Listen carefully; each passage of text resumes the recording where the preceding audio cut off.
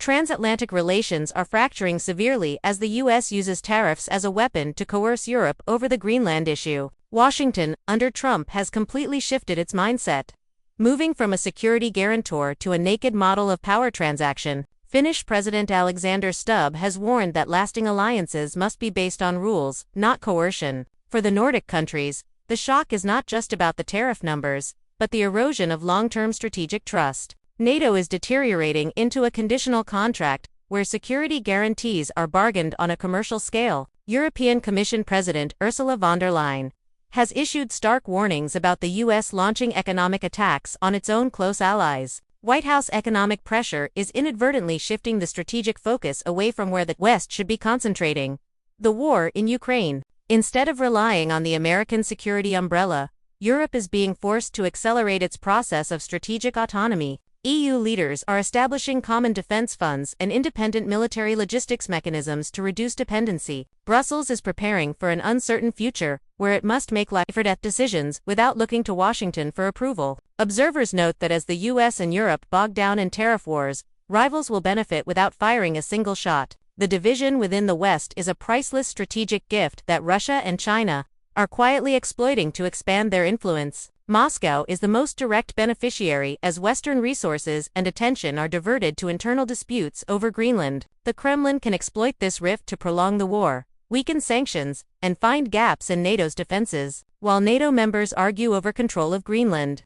Russia quietly continues modernizing its submarine fleet in the polar region. The lack of a unified Western front in the Arctic has created favorable conditions for Russia to establish de facto control there. Meanwhile, China has long sought to penetrate Greenland through mining investments and strategic scientific research. As Washington uses tariffs to antagonize Denmark, Beijing immediately sees an opportunity to step in as an alternative economic partner. China simply needs to stand back, watch US credibility decline, and push forward with de-dollarization with European partners. The greatest benefit for competitors lies not in territory, but in the disruption of strategic priorities within the Western Bloc. Russia and China now view the deep discord in the West as a strategic asset to reshape the world into a multipolar order. The Danish military has taken a hard stance by deploying Major General Peter Boysen to Greenland, confirming this is no routine rotation. Kangerlussuaq, a strategic town within the Arctic Circle, is rapidly transforming into the hub of an unprecedented multinational exercise.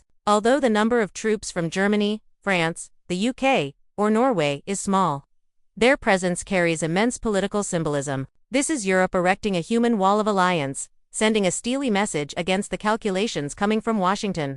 The message is clear. To annex Greenland, Trump would have to confront the entire NATO bloc, not just Denmark. Even Canada has left open the possibility of participating. Despite threats of retaliatory tariffs the White House might impose on Ottawa, the Danish Ministry of Defense confirmed that special reconnaissance teams have completed their mission and withdrew to Copenhagen after 2 tense days. Intelligence results are being analyzed in Germany, confirming the operation was not cancelled but completed exactly as planned. Across the ocean, U.S. Treasury Secretary Scott Bessent presented an argument regarding the issue that was pragmatic to the point of ruthlessness. Washington declared Greenland is not a bargaining chip, but a vital element in the geopolitical struggle for the Arctic. The U.S. position is blunt.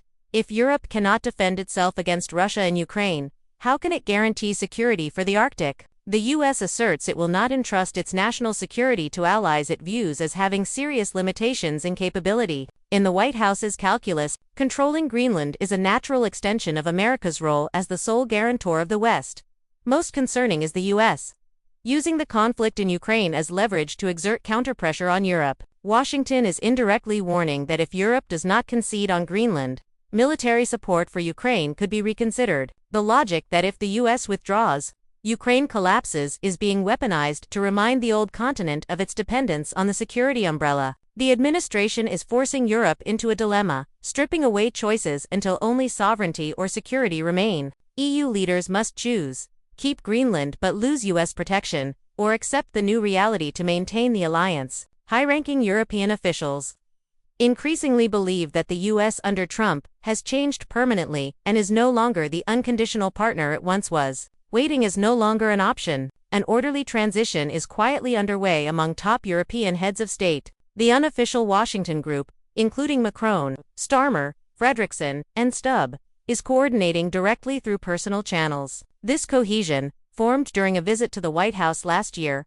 has now become the nucleus of a new autonomous alliance. They are learning to keep a cool head, coordinating swift actions whenever Washington releases unexpected statements. A reality the U.S. may have underestimated is its own reverse dependence on European logistical networks. If the split becomes permanent, the U.S. ability to project power in the Middle East and Africa would be paralyzed. Without allied bases and runways, the long arm of the U.S. military would be significantly shortened. In Kiev, strategic thinking is also shifting as they realize American promises are becoming increasingly fragile. NATO membership is no longer the sole destination. Instead, a pragmatic alliance with European powers is forming. The combination of Ukraine's combat experience and the nuclear arsenals of the UK and France is reshaping the balance of power. Once this bloc operates smoothly, America's role as the sole arbiter on the European continent will officially end. Finally, Europe is no longer unarmed against trade attacks. Thanks to the anti-coercion instrument ACI, likened to a trade bazooka, the ACI allows Brussels to cut off access to a single market of 500 million consumers. This is a stern warning. The European market could slam its doors shut to U.S. service corporations. The rise of these defensive tools marks a turning point from passivity to active economic deterrence. What started as a dispute over Greenland is inadvertently triggering a comprehensive restructuring of the Western order. The U.S., in its effort to put national interests first, is accidentally dismantling the very containment system it spent decades building. A multipolar world is emerging clearly, where Europe, Russia, and China all find new strategic opportunities. This power shift is no longer just an undercurrent. It has become an irreversible trend. In this new geopolitical chess game, winners and losers are not defined by who shouts the loudest, but by who adapts the fastest.